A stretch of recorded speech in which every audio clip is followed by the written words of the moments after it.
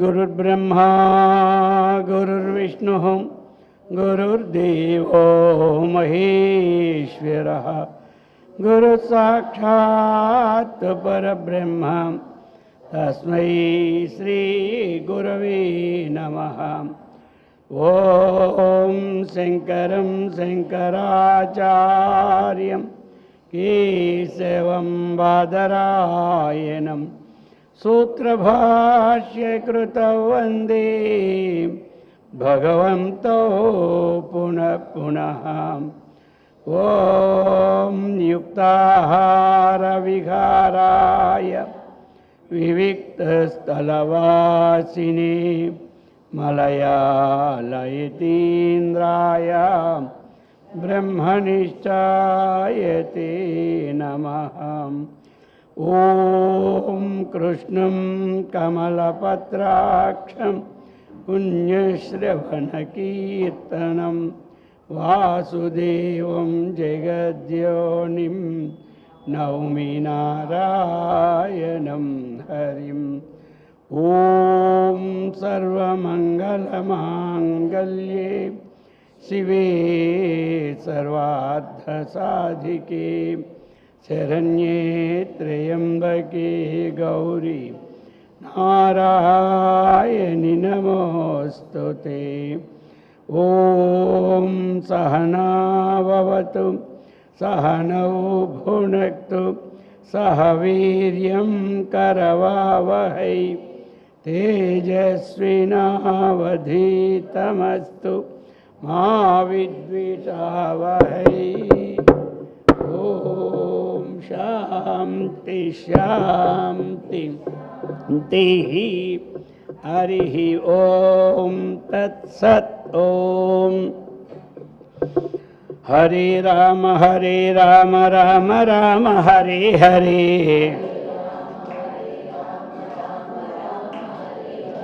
हरे कृष्ण कृष्ण कृष्ण हरे हरे,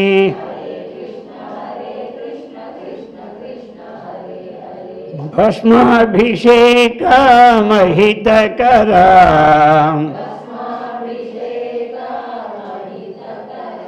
भस्म विभूषिता सुंदरा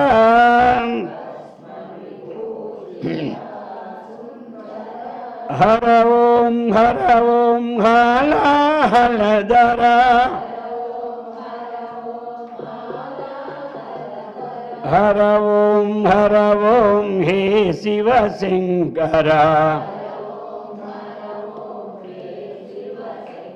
गिरिधर नगधर गौरी मनोहरा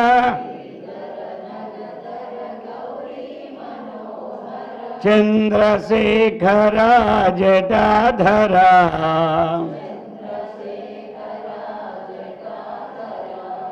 चंद्रशेखरा जटाधरा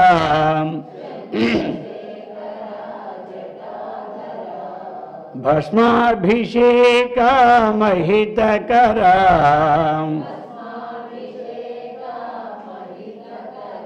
भस्म विभूषिता सुंदरा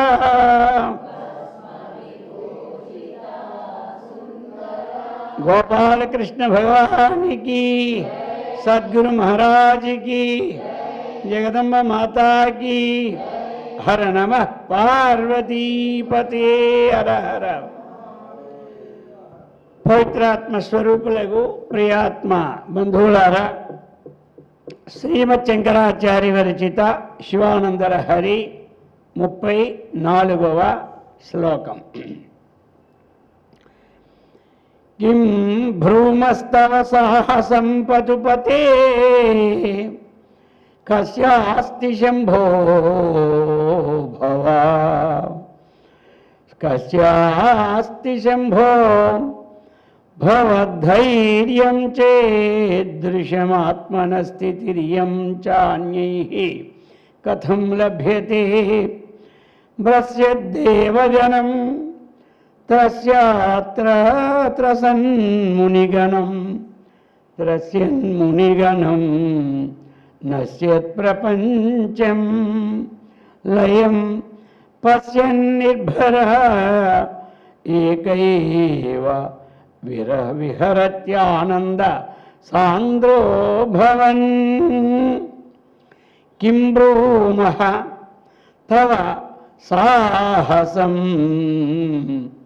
పశుపతే కస్య అస్తి శంభో భవత్ ధైర్యం చేత్తు భవతి ధైర్యం చ ఈదృశం ఆత్మనస్థితిః ఇయం చ అన్యైః కథం లభ్యతే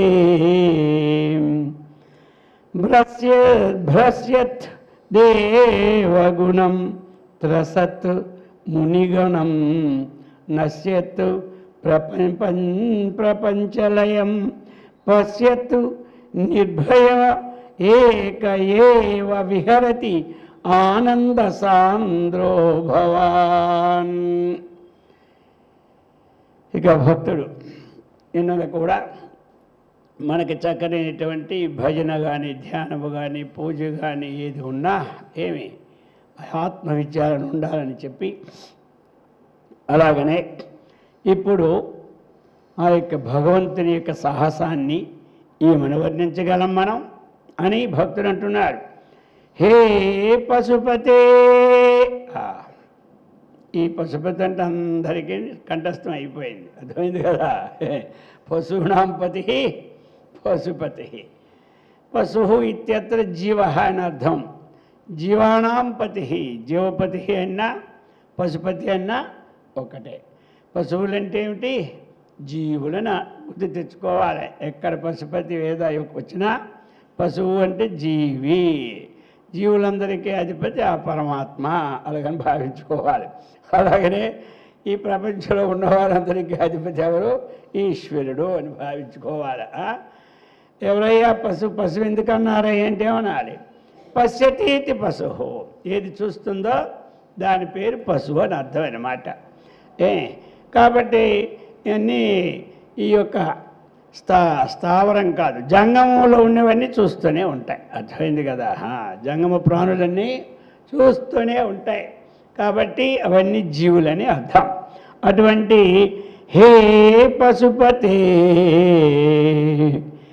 తవ సాహసం కిం బ్రూమః, ఆయన సాహసాన్ని వర్ణిస్తూనే ఉన్నారు, అర్థమైంది కదా. ఇంతకుముందు కూడా వర్ణించారు. ఆ హాలాహలాన్ని మింగాడు సాహసం, త్రిపురాలని సంహరించాడు సాహసం. ఇక్కడ ఇది కూడా ఒక ఏం చెప్పబోతున్నాడు, ఎంత సాహసమయ్యా, నీకెంత ధైర్యమయ్యా అని కింద చెప్పే విషయాల కోసం ముందుగా చెబుతున్నాడు అనమాట. ఏమని? కిం బ్రూమః తవ సాహసం, తవ సాహసం ఏమని చెప్పగలం? అది అద్భుతం అన్నమాట. అద్భుతం, ఆశ్చర్యం ఇది అలాగనే చెప్తున్నారు.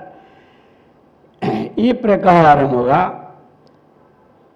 భవద్ధైర్యం చ ఈదృశం, భవ నీ యొక్క ధైర్యం, ఈదృశం భవద్ధైర్యం అది అన్నమాట. ఇటువంటిదయ్యా భవతః అంటే నీ యొక్క ధైర్యం ఎలాంటిది తెలుసా? ఈదృశం, అది ఇది ఇలాంటిది ధైర్యము, ఇలాంటిది సాహసం.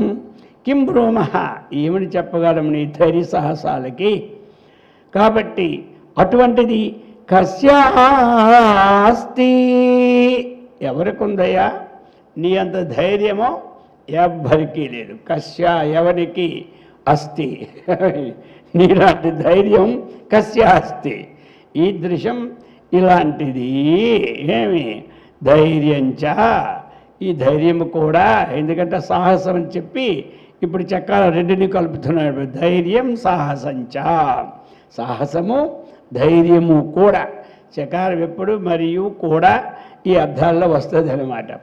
అందుచేత ఆ సాహసము ఏమి, ఈ ధైర్యము ఇది కస్యాస్తి, ఈ దృశ్యం ఇలాంటిది.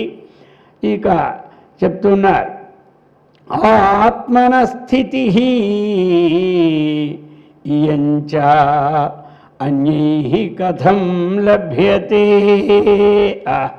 నీది నీ యొక్క ఆత్మస్థితి, నీ మనోధైర్యం అటువంటిది. ఇయంచ ఇది అని, ఇంత అని, అన్యైః ఇతరుల చేత కథం లభ్యతే చెప్పడానికి కూడా వీలు పడదనమాట. ఎలాలో లభ్యతే చెప్పడానికి కూడా వీలు పడదు. మరి అదేంటంటారా, భ్రస్య దేవగణం. మహా అంటే లయం. లయం అంటే ఏమిటి, ఆ ప్రళయకాలంలో ఏమి లయం అని మూడో చరణం లాస్ట్లో లయం అని ఉంటుంది. కాబట్టి ఆ లయం అనేది ఏమిటి, ప్రళయకాలంలో ఈ ఏమైపోతున్నారు దేవగణులు. భ్రశ్యత్తు దేవగణం. భ్రశ్యత్ అంటే దేవగణాలన్నీ పడిపోతున్నాయి. అయిందా, ఎండిపోయిన తర్వాత ఆకులు ఏమవుతాయి, కిందకి రాలిపోతాయి. పడిపోతే పండ్లు ఏమవుతాయి, కింద పడిపోతూ ఉంటుంది. ఎండాకులకు రోజు కొట్టవలసిన పనులే.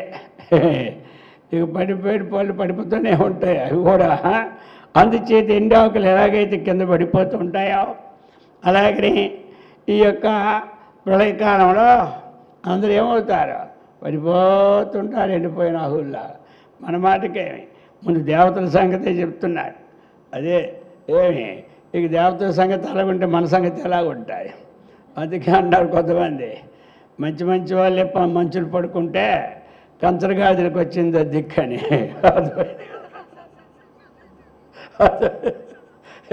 కొంతమంది ఏమంటారంటే పెద్ద గాలి వచ్చిందట. ఆ వచ్చినప్పుడు ఏమి గజాహ పలాయమానాహ, అటువంటి పెద్ద గాలిలో ఏనుగులే ఎగిరెళ్ళిపోతున్నాయట. వాడు అడుగుతున్నాడట, మసికాక కాగత్తి అంటున్నాడట. ఇప్పుడు పెద్ద గాలిలో అర్థమైంది కదా, ఏనుగులే పలాయమాన అవే ఎగిరిపోతుంటే ఇంకోటి పక్కన అడుగుతాడు దోమల సంగతి ఏమిటని. దోమల సంగతి చెప్పాలా, మసికాక కాగతి అన్నాడు. మసికలంటే దోమలు. అందుచేత ఇక ప్రళయకాలంలో ఏ భ్రస్య దేవగణం. దేవగణులందరూ కూడా దేవతాగణాలు ఒకటే రెండా, అయ్యో యక్షగణం, కిన్నరగణం, కింపురుషగణం, సాధ్యగణం, ఏమే ఇంకా లెక్కేసుకోడు. యక్ష, కిన్నర, కింపురుష, సాధ్య, చారణ ఇలాగా గణాలు ఉంటేనే. ఇంకో దగ్గర చెప్తా మరుద్గణం లేడ్గురును అంటాడు. అలాగ మరుత్తు, వాయువు మొదలు గణాలు ఏడని ఇలా సకల అనేక గణాలు. ఈ గణం అంటే సమూహం అన్నమాట. గణం అంటే సమూహనం. కాబట్టి దేవగణ సమూహాలన్నీ పడిపోతున్నాయి ఎక్కడికక్కడ. అర్థమైంది కదా, అంతే కదా. అలా పోతూ ఉన్నారు పంచపాండవులు. ముందు పోతున్నాడు ఎవరో ధర్మరాజు. ఇలా పోతూ ఉంటుంటే ఏమైపోయింది, వెనకన ఒక్కడ అయిపోతున్నప్పుడు ఏం చేస్తారు, పడిపోతూనే ఉన్నారు. ఆఖరికి వెనక నుంచి పడిపోతూనే ఉన్నాడు. ముందుకెళ్ళేవాడు వెనక చూడ్డం. ఆ రోజులు ఇప్పుడు అన్నీ చూసుకోవాలండి. వెనకోడు మళ్ళీ ఎవరు రాలేదు, మనకే మళ్ళీ చికాకు. అర్థమైంది కదా. ఈ యాత్రలో పోతామా, వెనక చూడకపోతే ఆ వచ్చేవాళ్ళు ఆ కొట్లు ఈ కొట్లు దూరిపోతారు. ఎక్కడ పోయారో తెలియదు. మళ్ళీ రాత్రి పోలీస్ స్టేషన్కి ఫోన్ చేసి వాళ్ళు ఎక్కడ ఉండి ఎత్తుకు పట్టుకురండి అనాలా. అందుకని ఎప్పుడు వెనక చూసుకొని ముందు చూసుకొని. ఆ రోజుల వైరాగ్యం వేరు, ముందు పోవడం ముందువే. కాబట్టి భ్రస్య దేవగణం.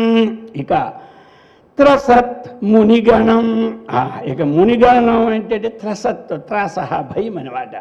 వీళ్ళందరూ భయపడిపోతున్నారు. అర్థమైంది కదా. అది మునిగణాలన్నీ కూడా అప్పటి కాలంలో భయపడిపోతున్నారు.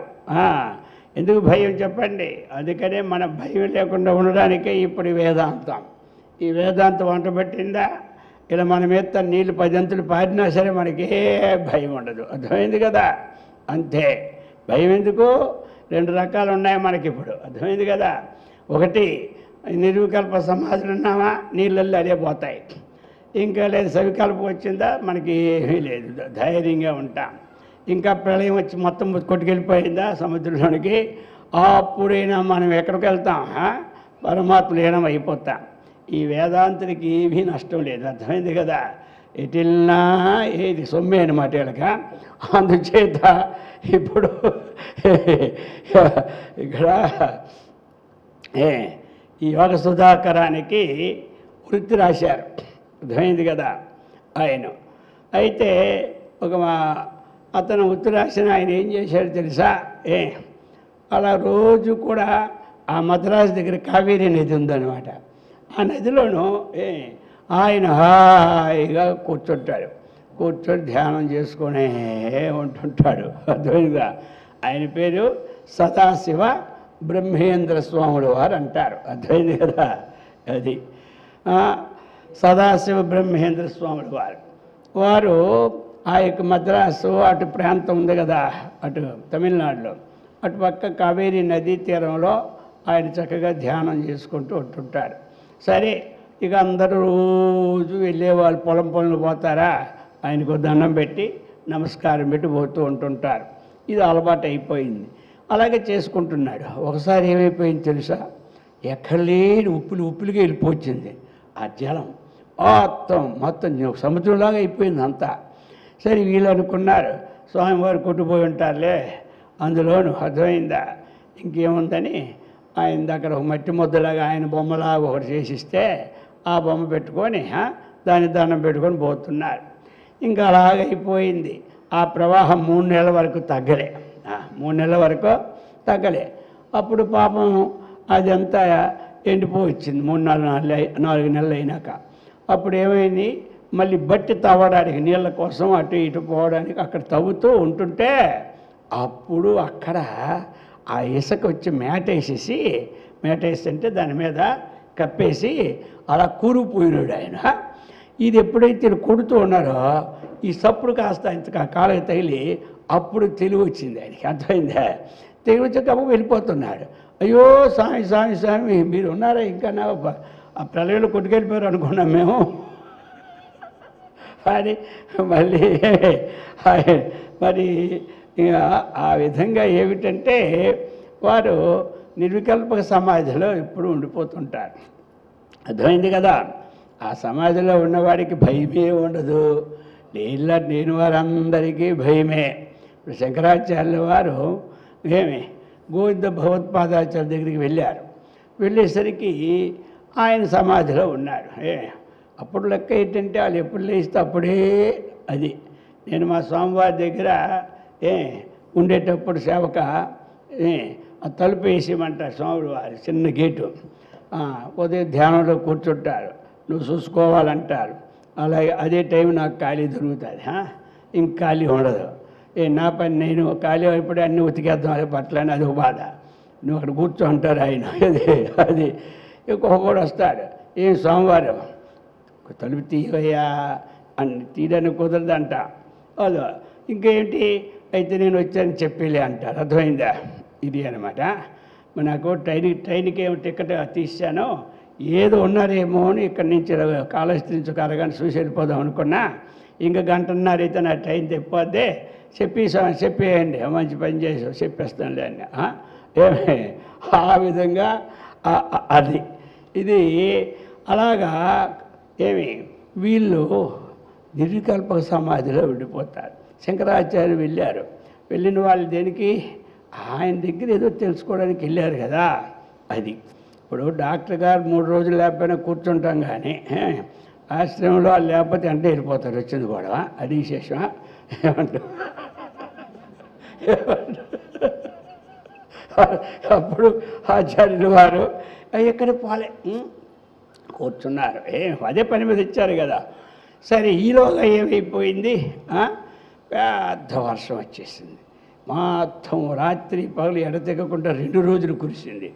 ఈ దెబ్బతో ఆయన అప్పుడేముంటాయి, చిన్నగా కదా, చిన్న పాకల్లా ఉంటాయి. ఆ పాక మీద నీరు వెళ్ళిపోతుంది అనమాట. అందులో నీరు కిందకి వెళ్ళిపోయి పైకి వెళ్ళిపోయి మొత్తం నీటి ప్రవాహం వెళ్ళిపోతుంది. శంకరాచార్యులు చెట్టు ఎక్కి కూర్చున్నారు అక్కడే. మరి ఇంకెక్కడ కూర్చుంటారు, కూర్చోడానికి ఏమి లేదు కదా ఆయన.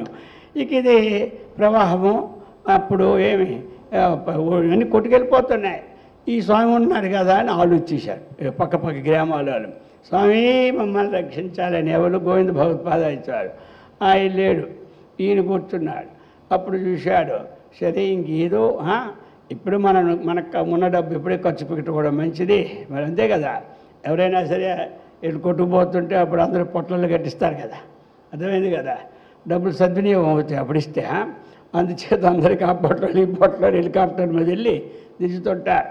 మరి అప్పుడే హెలికాప్టర్లో ఏమున్నాయి కాబట్టి అప్పుడు శంకరాచార్య ఆలోచించి వీళ్ళందరినీ రక్షించడమని ఆయన దగ్గర ఉన్న ధనం, తపస్సని ధనం తీసి ఒక కమండంలోనికి అజ్జలం వల్ల తీశారు.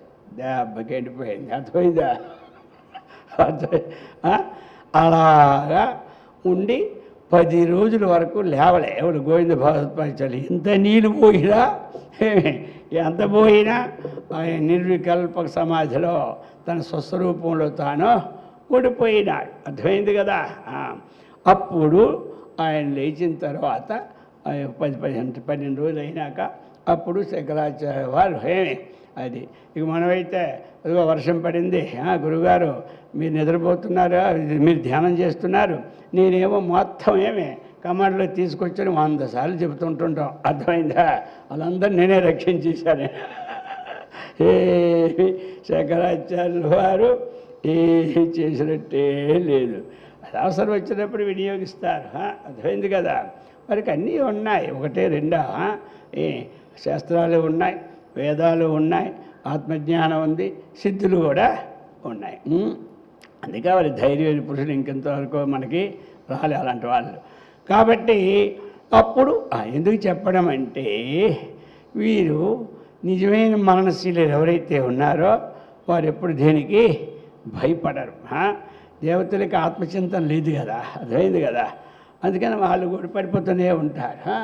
ఇక సామాన్యులందరూ కూడా దీర్ఘమైనటువంటి విచారం లేనప్పుడు వాళ్ళందరూ మునిగణం త్రాసహ ఈ విధంగా వాళ్ళు కూడా భయపడిపోతారు.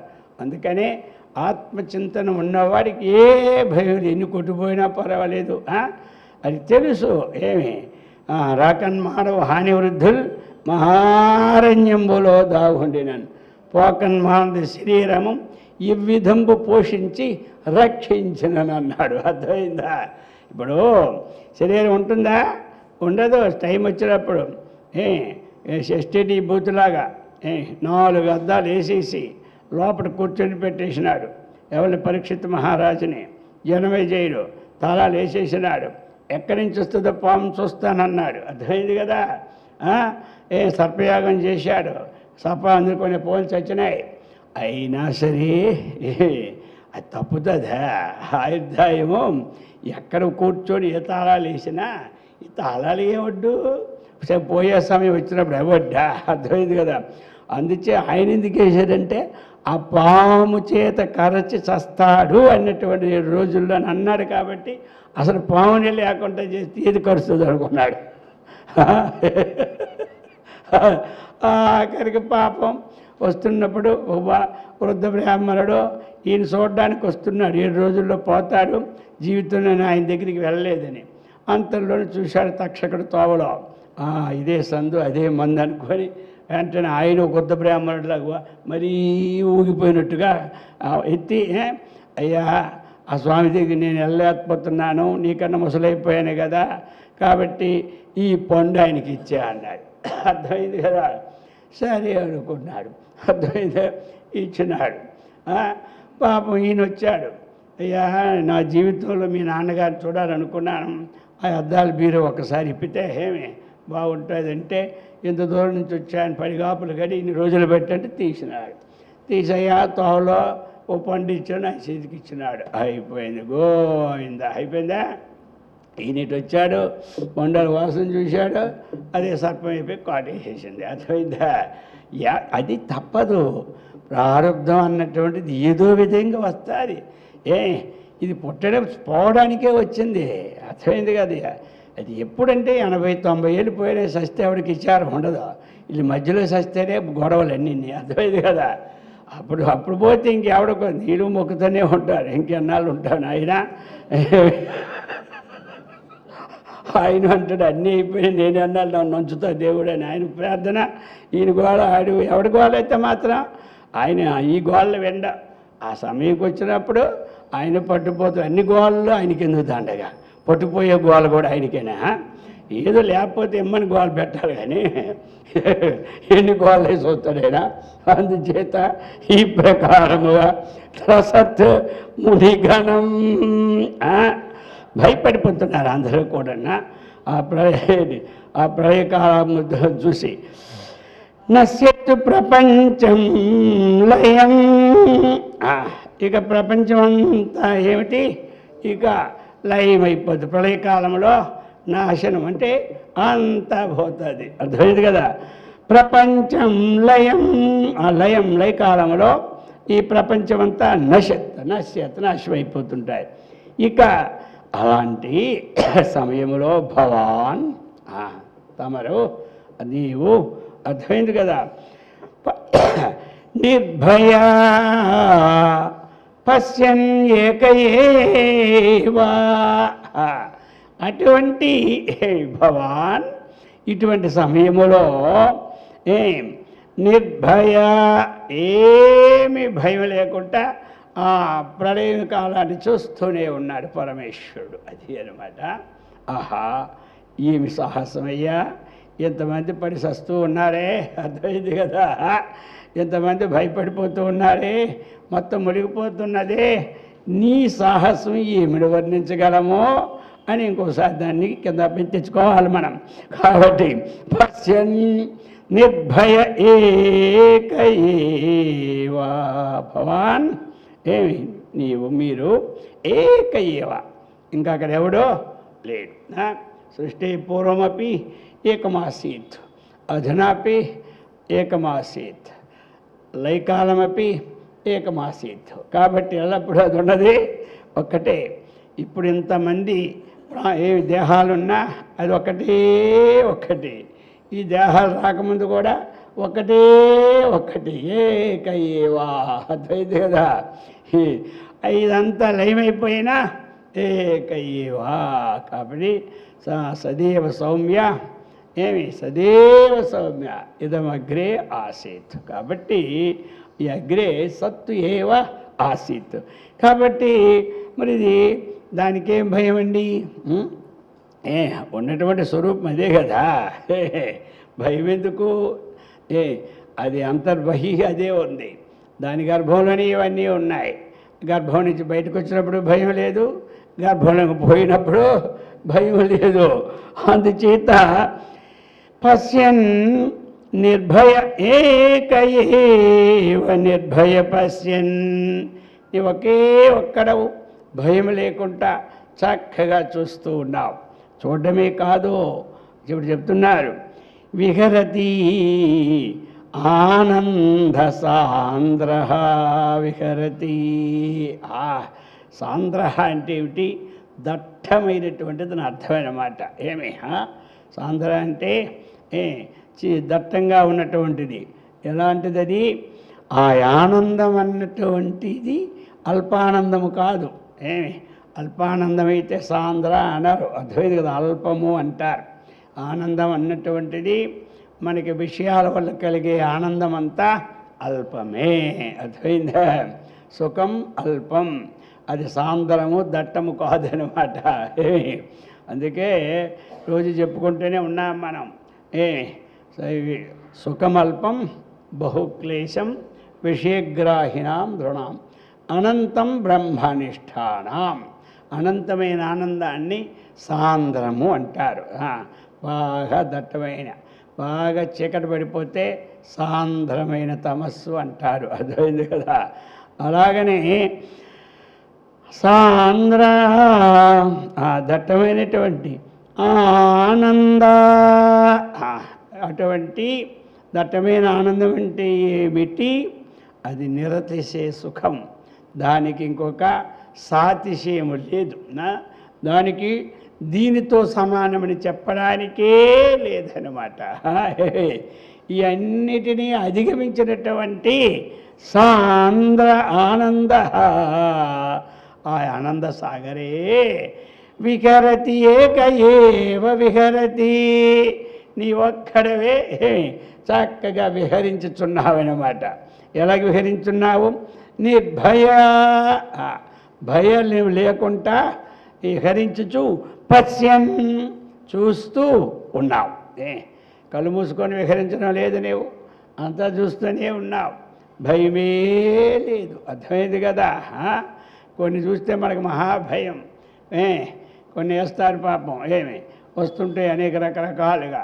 అది చూశారంటే కొంతమంది భయం వచ్చి వెంటనే టీవీ కట్టేస్తారు. అర్థమైంది కదా. ఇదెందుకు ఈ గోలని మనకి.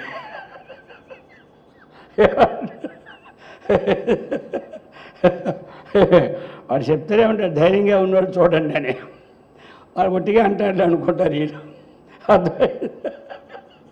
అందుచేత అలా భయపడిపోకుండా పడిపోతున్నా, సచ్చేవాడు సస్తూ ఉన్నా, మునిగేవాడు మునిగిపోతూ ఉన్నా, నిరాకార నిరంజనం నీకు మంగళం అంటే అదేనమాట. అర్థమైందా. అంజనం అంటే చీకటి లేనివాడు, ఆకారం లేనివాడా, నీకు మంగళం అని చెప్తుంటాం కదా. నిరాకార నిరంజన నీకు మంగళం అని ఈ ప్రకారముగా భగవంతుడు ఈ ప్రకారముగా ఆ ప్రళయకాలములో కూడా ఆయన ఒక్కడే ఉండి చక్కగా ఆనందాన్ని. ఇప్పుడు మనం ఏం చేస్తాం? అంత ప్రళయం వచ్చిందాకా కాకుండా ఇప్పుడే ఆ ఆనంద రసామృత స్వాదం చేసుకుంటే ఎన్ని ప్రళయం వచ్చినా మనకి ఏమీ పర్వాలేదు. అర్థమైంది కదా. ఎన్ని ప్రళయాలు వచ్చినా మనం ఏం బాధించవన్నమాట. ఎలాగైతే సదాశివుడు బాధించకుండా అలాగే హాయిగా ఉన్నాడో, అలాగే మనం ఈ ఆత్మజ్ఞానమైన స్వాత్మానుభూతిని పొందుతూ ఉంటుంటే మనకి అదేదో ఒక్కసారి ప్రళయం, మనకి నిత్య ప్రళయమే. అర్థమైంది కదా. ప్రళయాలు మనకి ఎప్పుడు ఏ ప్రళయం వస్తుందో తెలియదు. మన ఆ మధ్యన వచ్చేసింది ప్రళయం. ఏమిటి 2019 పేరే పేరిపోయిందా ఏమి? కరోనా ప్రళయం, సునామీ ప్రళయం ఒకటే మనకు వచ్చినవి. అదేదో పెద్ద ప్రళయం ఒకసారి వస్తుంది. ఇక నిత్య ప్రళయం, రాత్రి పడుకుంటాం, తెల్లవారు లేస్తే మనకు జాగ్రత్తలు వచ్చినట్టే, లేకపోతే మహాప్రళయమే. ఈ లయం ఏమైపోద్ది? ఈ లయమో లేకపోతే ప్రళయం, లెగిస్తే లయం. అర్థమైంది కదా. ఇది మనం కానీ లేవలేదనుకో అదే ప్రళయం వచ్చినట్టు. అర్థమైంది కదా. ఈలోగా మనం హాయిగా ఉన్నప్పుడే చక్కగా ఈ జ్ఞానం పొందుకున్నామనుకో, ఏ ప్రళయం వచ్చినా పర్లేదు, మనకి ఏమి చేయదు. మనం అక్కడికి వెళ్ళిపోతాం, అందులోనే హాయిగా ఉంటాం. ఈ జ్ఞానం పొందేవాడికి కోమలోకి వెళ్ళి 6 నెలల నుండి సచ్చినా పర్వాలే. ఎందుకంటే ఇది జ్ఞానమే కదా, ముందే వచ్చేసింది వీడి జ్ఞానం. అందులో కోమలోకి వెళ్ళిపోయినా మోక్షం కలుగుతుంది సందేహమే మనకు వచ్చింది కూడా. మోక్షం వచ్చినా అప్పటికీ సందేహం పోదు. అర్థమైంది కదా. కోమ ఏదైతే మనకేం పోయిందా. మోక్షం అంటే ఏమిటి? ఆత్మానుభూతి. ఏమిటది? ఆనంద సాంద్ర, అదే దట్టమైనటువంటి పరమానందానుభూతియే మోక్షం. కాబట్టి అది మనకు తెలిసిపోయింది. ఇప్పుడు ఎక్కడ పోయినా మనకు పర్వాలేదు, ఎందులో పోయినా పర్వాలేదు, అది చెప్పుకొచ్చారు. ఈ ప్రకారంగా చెప్పి ఇప్పుడు చెప్తూ ఉన్నారు 35. యోగక్షేమ దురంధరస్య సకల శ్రేయ ప్రదోద్యోగినో దృష్టాదృష్టమతోపదేశకృతినో బాహ్యాంతరవ్యాపినః సర్వజ్ఞస్య దయాకరస్య భవతః కిం వేదితవ్యం మయా శంభో త్వం పరమాంతరంగ ఇతి మే చిత్తే స్మరామ్యన్వహం యోగక్షేమ దురంధరస్య సకల శ్రేయః ప్రదా ఉద్యోగినః దృష్ట అదృష్టమతాం ఉపదేశకృతినః బాహ్యాంతరవ్యాపినః సర్వజ్ఞస్య దయాకరస్య భవతః కిం వేదితవ్యం మయా శంభో త్వం పరమ అంతరంగ ఇతి మే చిత్తే స్మరామి అన్వహం చెప్తూ ఉన్నారు. ఇప్పుడు ఇంకా ఆయన చేసినటువంటి ఉపకారాలన్నీ కూడా మనకు కొన్ని చెప్తూ ఉన్నారు. అలాగనే ఆయన ఆ స్వరూప స్వభావ గుణాలు మరికొన్ని విశదీకరిస్తున్నారు ఇందులోను. యోగక్షేమ దురంధరస్య, ఆ ధురంధరుడు ధరతి అంటే ఏమిటి? ధారణ చేసేవాడు, వహించేవాడు అనమాట. అర్థమైంది కదా? అలా దాంట్లో ధురం గొప్పవాడు. అర్థమైందా? అంటే ఎంత భారాన్నైనా వహిస్తాడు. ఆయన గ్యారంటీ ఇస్తున్నాడు, నీ భారం మోసేవాడు నేనే అని. ఎప్పుడో మనకి ఇదైతే భారం నీదేనయా అంటాం. అర్థమైందా? లేకపోతే ఆ భారం నాదేనయా అంటాం. వచ్చింది కూడా మనకు ఒకసారిగా అన్నీ బాగుంటే భారము నీదేనయా దేవా, లేకపోతే అంతా నాదేనయ్యా అంటాం. కాబట్టి మోసేవాడు నేను ఉన్నానయ్యా. ఎంత ఈజీ మనకిస్తున్నాడంటే అర్థమైంది కదా? మనకి మోతకి ఆయన చక్కగా మోస్తాడు. ఎవరు? భగవంతుడు. అందుకు అంటున్నారు, నీ యొక్క భారాన్ని నేను వహించువాడిని. ఏ భారాలు?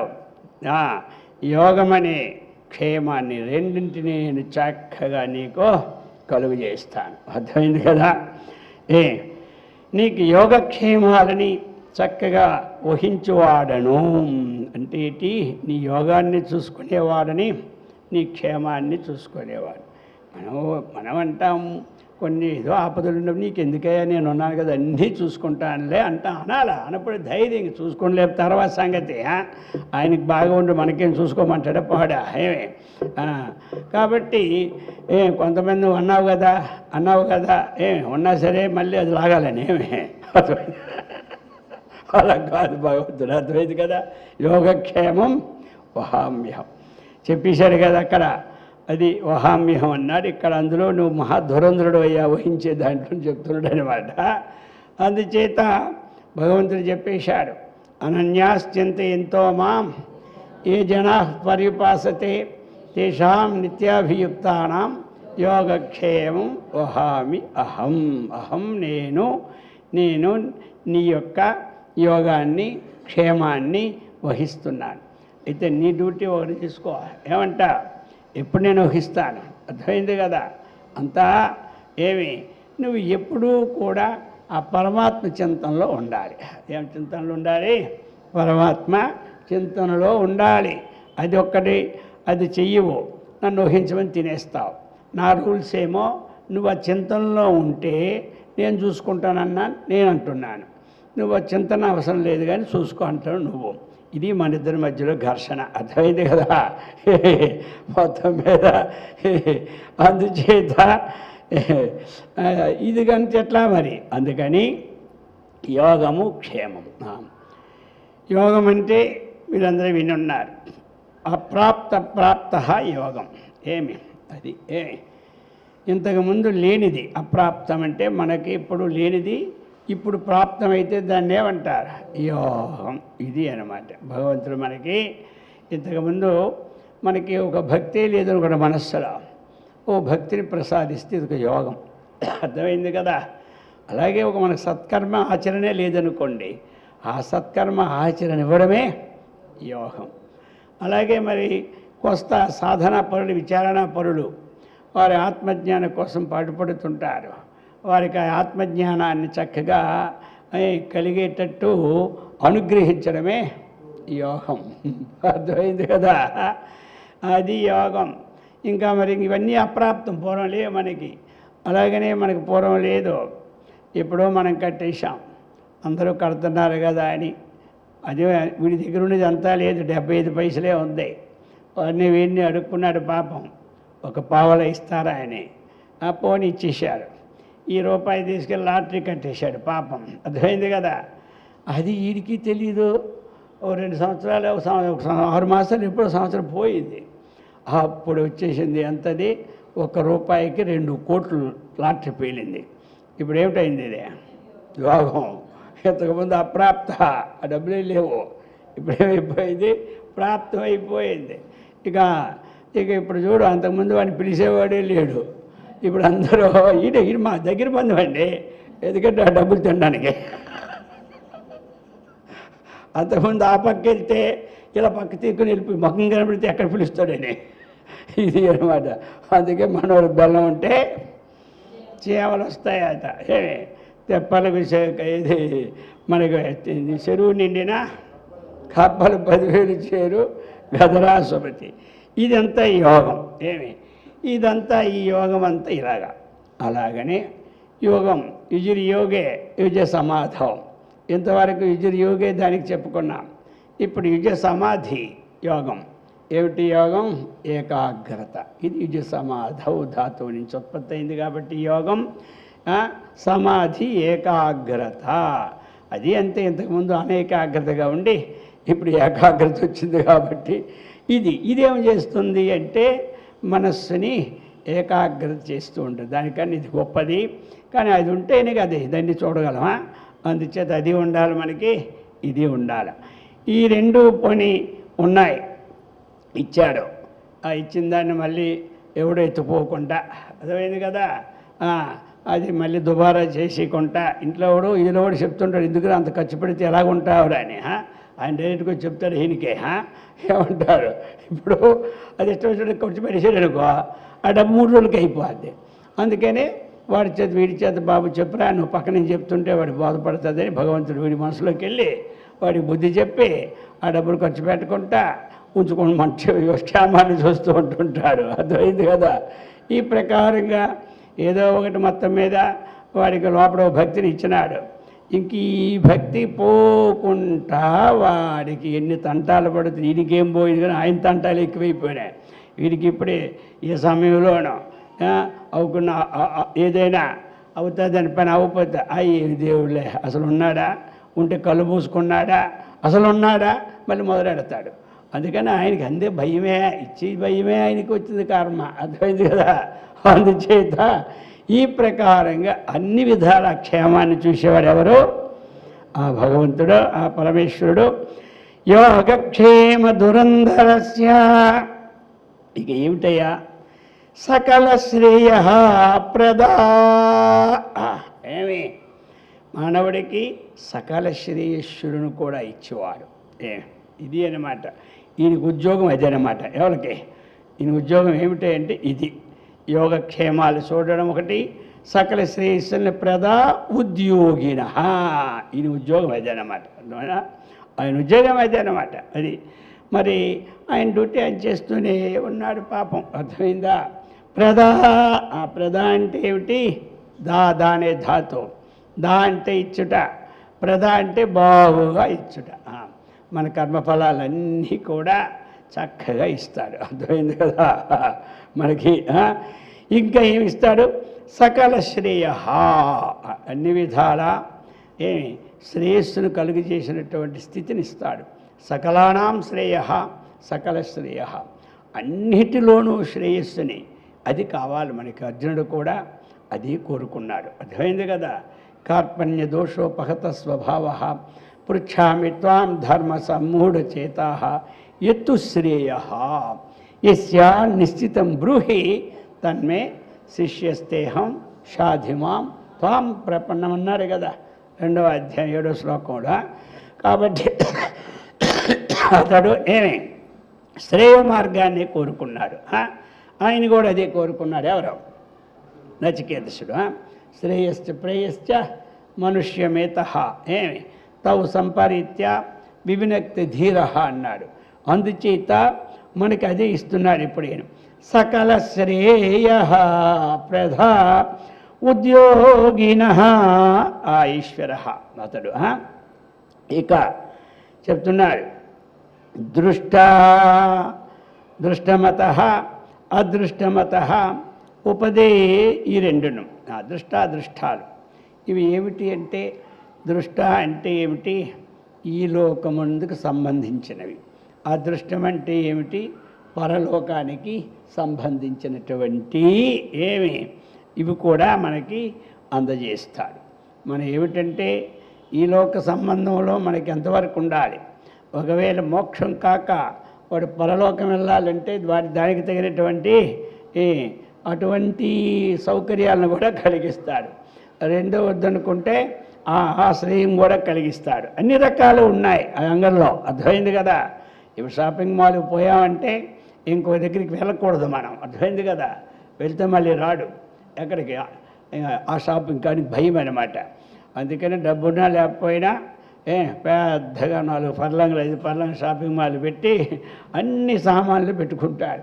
అలాగే భగవంతుడు షాపింగ్ మాల్లో ఇంకో జరిగిపోక్కర్లేదు, అన్ని మాల్లు దొరుకుతాయి అన్నమాట. అర్థమైంది. అన్ని వస్తువు, మాల్ అంటే వస్తువు ఇంకేమీదా. కాబట్టి అన్ని వస్తువులు దొరుకుతాయి. అందుకు చెప్తున్నాడు ఈ ప్రకారముగా ఇంకా ఏమిటి? ఉపదేశకృతిన. కాబట్టి దృష్టలోకానికి సంబంధించిన ఉపదేశాలు ఉంటాయి, అదృష్టలోకానికి సంబంధించిన ఉపదేశాలు ఉంటాయి. అలాగనే శ్రేయో మార్గానికి తగినటువంటి ఉపదేశాలు కూడా ఉంటాయి. ఎందుకంటే వేదమే ఆయనే వేదం, ఇద్దరికి భిన్నం లేదు. అందుచేత అన్ని ఉపదేశాలతో కూడుకున్నటువంటి వాడు అటువంటి వాడు. ఇంకా ఎలాగయ్యా మరి ఆయన బాహ్యాంతర వ్యాపిన. అందుకే అంతర్బహిశ్చ నారాయణ అంటాం. నారాయణుడు అనేవాడు లోపట ఉన్నాడు, బయట ఉన్నాడు. అలాగని ఇక్కడ పరమాత్మ ఎలా ఉన్నాడు? బాహ్యాన్ని ఉన్నాడు, అంతరంలో వ్యాపించి ఉన్నాడు. అందుకనే ప్రహ్లాదు చెప్పినట్టు ఇందుగలడు అందు లేడు. లోపట ఉంటాడు, బయట ఉండలేడని లేదు, బయట ఉంటాడు, లోపట లేదని లేదు. ఈ ప్రకారముగా ఆయన యొక్క ఆ పరమాత్మ స్వరూపం అటువంటి లక్షణాలన్నీ చెప్తూ ఉన్నారు. ఇంకా ఏమిటి ఎలాంటి వాడు అతడు? సర్వజ్ఞస్య. సర్వజ్ఞుడు. సర్వం జానాతి సర్వజ్ఞ తస్య సర్వజ్ఞస్య. కాబట్టి సర్వం జానాతి. అందుకనే ఆయనకి అన్నీ తెలుసు. భగవంతుడికి తెలియందే లేదు. జీవుడికి తెలియదు. ఈయన కించిజ్ఞుడు అంటారు. ఎవరో జీవుడు. ఈ పరమాత్మ ఎలాగా ఈశ్వరుడు సర్వజ్ఞుడు అంటారు. కించిత్ జానాతి కించిజ్ఞ. కొంచెం తెలుసుకున్నోనే అంటారు కించిజ్ఞుడు. కించిత్ జానాతి కించిజ్ఞ. సర్వం జానాతి సర్వజ్ఞ. అందుకనే వేమన్న పద్యం చెప్పాడు. అంతరంగమందు అపరాధములు చేసి మంచివానివలని మనుజుడుండు. ఏమి లోపటేదో చేయడానికి పనులు చేసేస్తాడు, బయటికి అర్థమైంది కదా. భక్తోహం అన్నట్టుంటాడు. కాబట్టి ఇతరులు ఎరుగకుండా ఈశ్వరుడు ఎరుగడా విశ్వదాభిరామ వినురవేమ. ఆయనకి అన్నీ తెలిసిపోతాయి. అర్థమైంది కదా. అందుచేత సర్వజ్ఞ. ఆయనకి అన్నీ తెలుసు. మనలో ఇప్పుడు ప్రారంధాన్ని మనం ఏ విధంగా అనుభవించాలో, దీనికి ఎంత పాస్ చేశాడో అది తెలుసు. ఇంకా మనం ఇప్పుడు చేస్తూ ఉన్నటువంటి ఆగామి కర్మలు అది ఎంత ఫలితాన్ని ఇస్తాయో అవి తెలుసు. అవి ఈ రెండు కాకుండా అనేక జన్మార్జితమైనటువంటి వాసనా సమూహంతో కూడినటువంటి సంచితము కూడా అందులో ఉంది. ఆ సంచితిలో మనం ఎన్ని జన్మలు ఎత్తాలో, ఏ టైం అప్పుడు ఏ జన్మ ఎత్తాలో అన్నీ తెలుసు ఆయనకి. అర్థమైంది కదా? మనకేం తెలియదు. అర్థమైందే. అందుకే మనం అజ్ఞులు అని పేరు, వారికి సర్వజ్ఞుడు అని పేరు. అర్థమైంది కదా? మనలో కూడా సామాన్యాజ్ఞులు, విశేషాజ్ఞులు ఉంటారు. సామాన్య జ్ఞానులు, విశేష జ్ఞానులు కొంత ఉంటారు. అందుచేత అలా కాకుండా సర్వజ్ఞస్య ఆ భగవంతుడు పరమాత్మ ఇటువంటి వాడు. ఇప్పుడు ఇంకా దయాకరస్య, ఆకరం సముద్రం, ఆకరం నిధి. అందుకనే దయానిధి అంటారు. అర్థమైంది కదా? హే దయా సముద్ర అంటారు. అందుకు ఆకరం అంటే ఏమిటి? సముద్రం అన్నమాట. అలాగనే ఆకరం అంటే నిధి అన్నమాట. ఈ ప్రకారముగా నీవు ఎలాంటి వాడంటే నీ దయ మహాసముద్రం.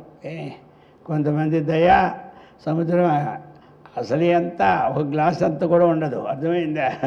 కొంతమందికి చిన్న టీ గ్లాస్ అంత కూడా ఉండదు. ఇంకొకరికి ఒకసారి బుక్ నీళ్ళు తాగినంత కూడా ఉండదు. అర్థమైందా? ఇంకోటి చెంబులాగా ఉంటుంది, ఇంకోటి దయ బకెట్లాగా ఉంటుంది, ఇంకోటి మన నీళ్ళ ట్యాంక్ లాగా ఉంటుంది, ఇంకోటిదే మున్సిపల్ నీళ్ళ ట్యాంక్ కొంచెం అందరికీ సరిపోవాలి కదా, వాడి దయ వేరు, మొత్తం అందరికీ రావాలన్నమాట.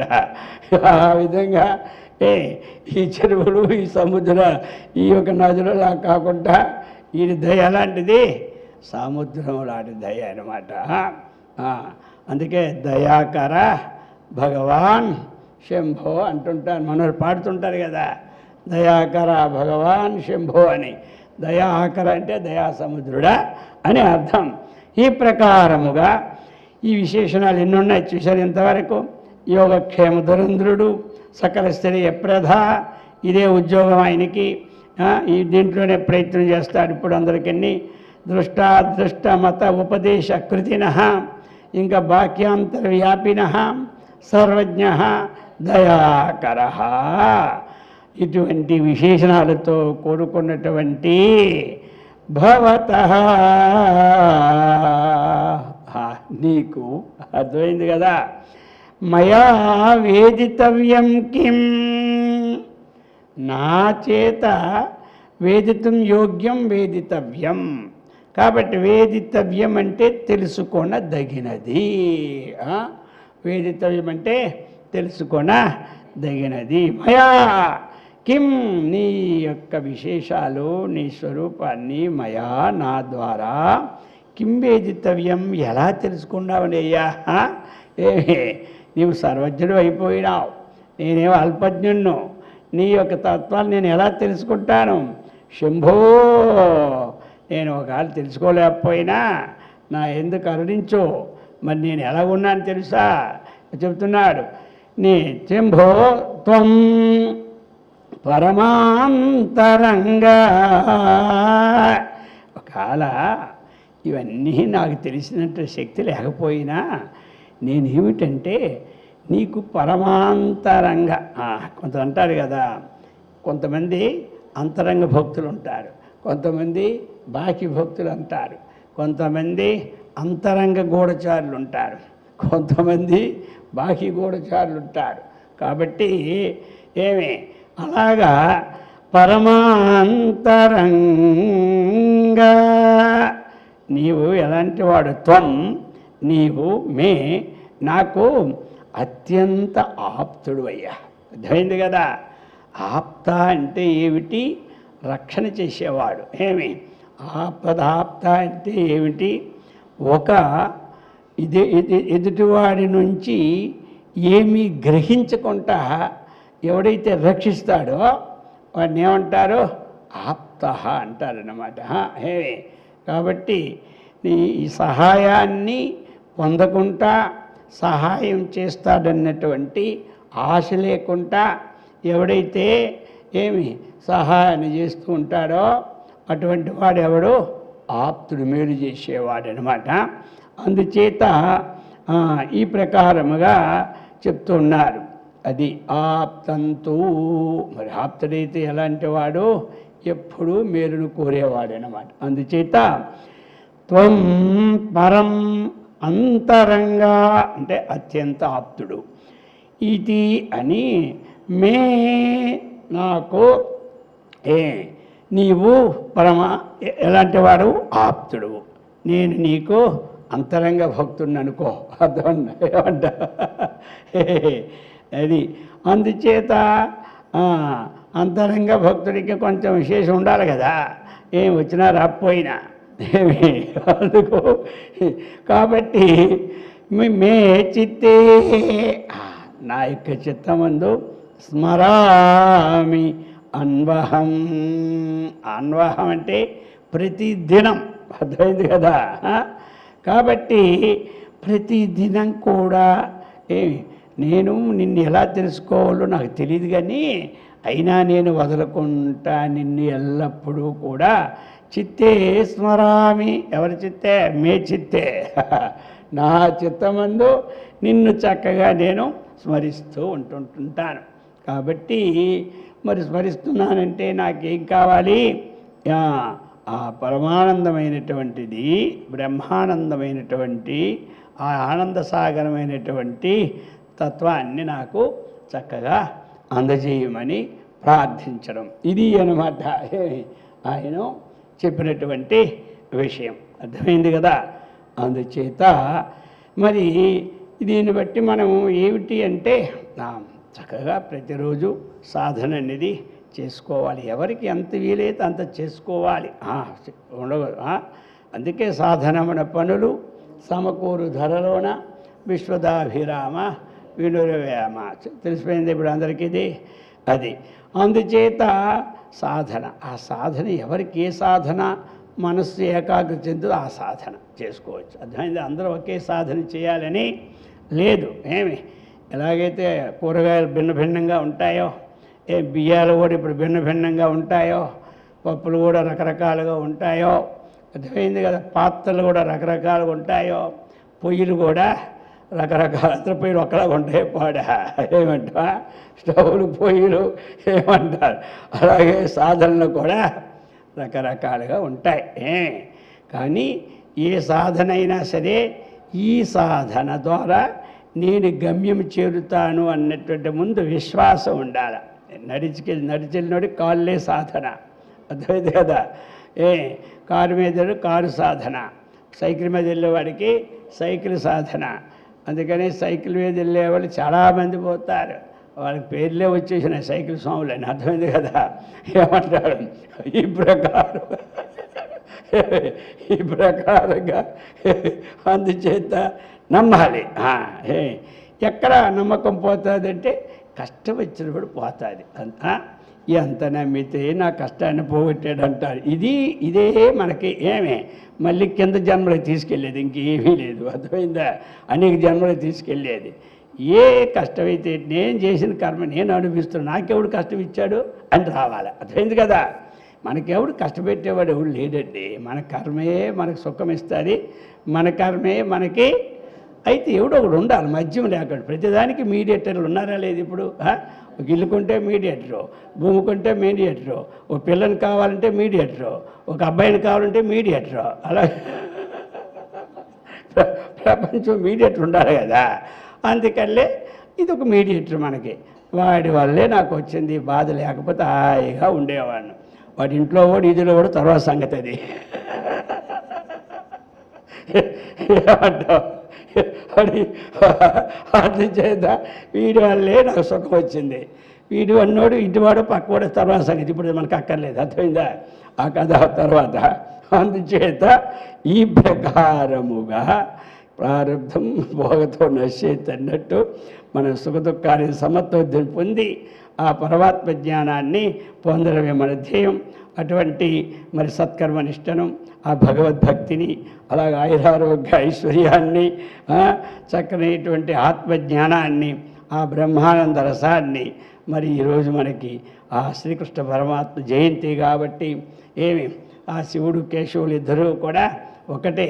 శివకేశవులకు అభేదం అన్న విజ్ఞానాన్ని కూడా చక్కగా మనకు కలిగి అటువంటి ఆనందామృతంలో వాళ్ళన్నట్లు శివకేశవులు ఇద్దరూ మనకి అనుగ్రహించెదరుగాక. ఓం సహనా భవతు సహనౌ భునక్తు సహ వీర్యం కరవావహై తేజస్వినావధీతమస్తు మా విద్విషావహై. ఓం శాంతి శాంతి శాంతి.